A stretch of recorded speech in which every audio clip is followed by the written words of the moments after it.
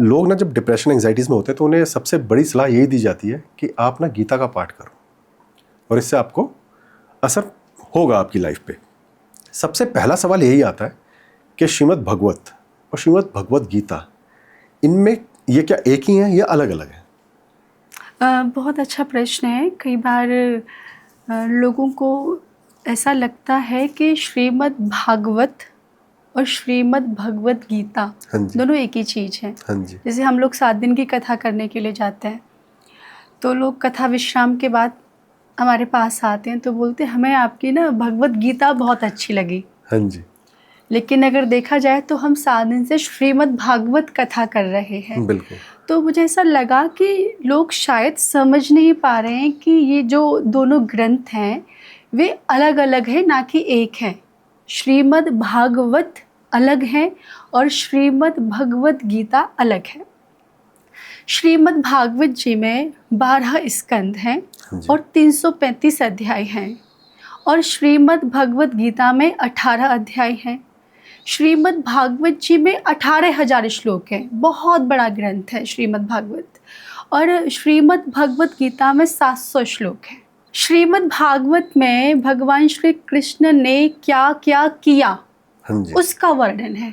भगवान ने जितनी लीलाएं की, भगवान के ब्रज में अवतार लेने का क्या कारण था, भगवान क्यों अवतार लेकर आए, क्यों भगवान ने इतनी सारी लीलाएं की, उसके पीछे क्या हेतु था, तो भगवान ने क्या क्या किया वो श्रीमद् भागवत के अंदर है। और भगवान ने क्या कहा वो श्रीमद् भगवत गीता के अंदर है जी। तो दोनों ही जो ग्रंथ हैं वो दोनों ही अलग अलग ग्रंथ हैं। श्रीमद् भागवत जी अलग है और श्रीमद् भगवत गीता अलग है। श्रीमद् भगवत गीता जब महाभारत का युद्ध चल रहा था और अर्जुन को मोह ने घेर लिया, जब अर्जुन ने अपने मित्र, अपने संबंधी, अपने परिवार को रणभूमि में देखा तो वो भगवान श्री कृष्ण से बोले मैं युद्ध नहीं करूँगा। क्यों नहीं करोगे? क्योंकि ये मेरे अपने हैं और मैं अपनों को मारकर क्या राज सुख भोगूंगा। ऐसे सुख का भी मैं क्या करूं जिसमें मुझे अपनों को मारना पड़े। भगवान ने कहा ये तो अपने क्षत्रिय धर्म से विमुख हो गया, ये क्षत्रिय धर्म का लक्षण नहीं है, ये अपने कर्तव्य से विमुख हो रहा है। तब उस समय भगवान ने अर्जुन को ज्ञान की प्राप्ति कराने के लिए श्रीमद् भगवत गीता का उपदेश दिया, जिससे आज हम सभी श्रीमद् भगवत गीता के नाम से जानते हैं। तो दोनों ही अलग अलग ग्रंथ हैं और दोनों ही हमारे सनातन धर्म में बड़े ही पूजनीय हैं और हम बहुत सौभाग्यशाली हैं कि ऐसे ग्रंथ भगवत कृपा से हमें प्राप्त हुए हैं। जी, लेकिन अगर हम बात करें, जब हम किसी को कहते हैं कि भागवत सुनो या भागवत पढ़ो, तो श्रीमद् भागवत में ऐसा क्या है जो लोगों पे असर डालता है और उससे क्या शिक्षा एक्चुअली एक इंसान प्राप्त कर सकता है? पहले ये जानें कि श्रीमद् भागवत है क्या। हाँ जी। है ना। हमारे कितने वेद हैं? 4 वेद हैं, ऋग्वेद, यजुर्वेद, सामवेद और अथर्ववेद, है ना।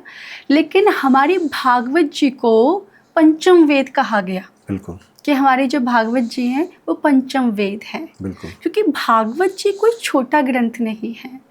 भागवत जी में भक्ति, ज्ञान और वैराग्य, इन तीनों की त्रिवेणी बहती है। अगर कोई भागवत जी का आश्रय ले ले, अगर आप मान लीजिए कि आपके पास ज़्यादा समय नहीं है, आप बड़े बड़े ग्रंथों का अध्ययन नहीं कर पा रहे, उनका आचरण नहीं कर पा रहे या उनका आश्रय नहीं ले पा रहे, तो कहते हैं कि आप एकमात्र हमारे भागवत जी का आश्रय ले लें।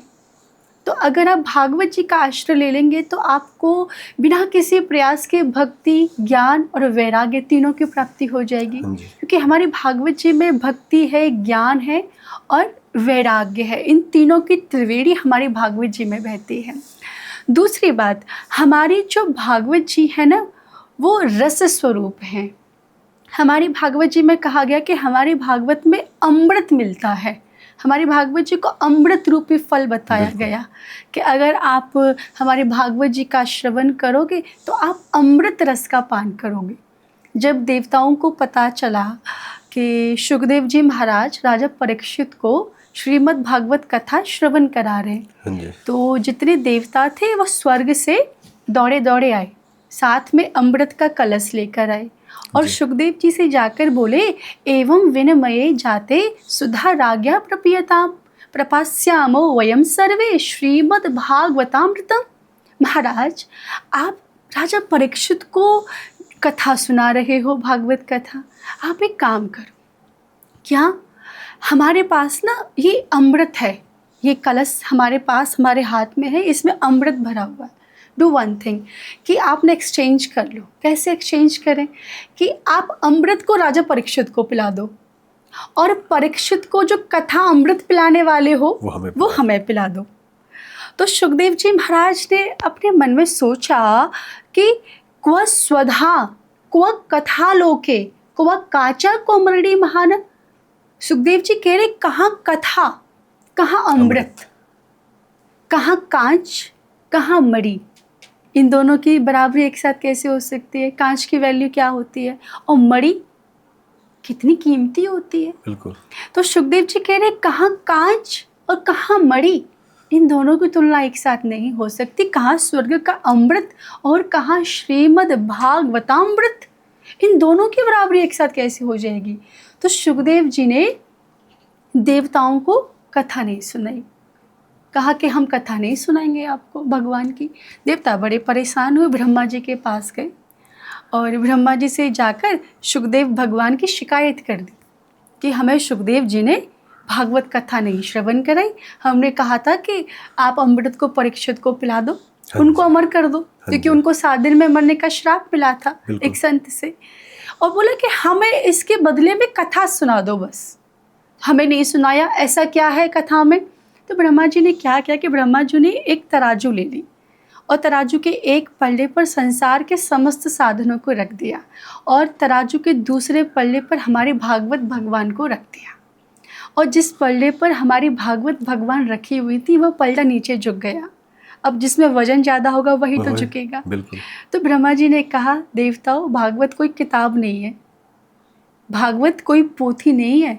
कहीं आप इसे किताब समझ लें या पोथी समझ लें, भागवत किताब नहीं है, भागवत पोथी नहीं है। देवता बोले, फिर भागवत क्या है? तो ब्रह्मा जी ने कहा, श्रीमद् भागवतख्यो अयम प्रत्यक्ष कृष्ण वही। श्रीमद् भागवत तो साक्षात कृष्ण स्वरूप है और जो इनका जीवन में आश्रय लेता है, जो इनका श्रवण पान करता है, उसका जीवन धन्य हो जाता है। तो हमारी जो भागवत जी की महिमा है ना, वो इतनी विशाल है, इतनी विशाल है कि उसको वाणी के माध्यम से व्यक्त नहीं किया जा सकता।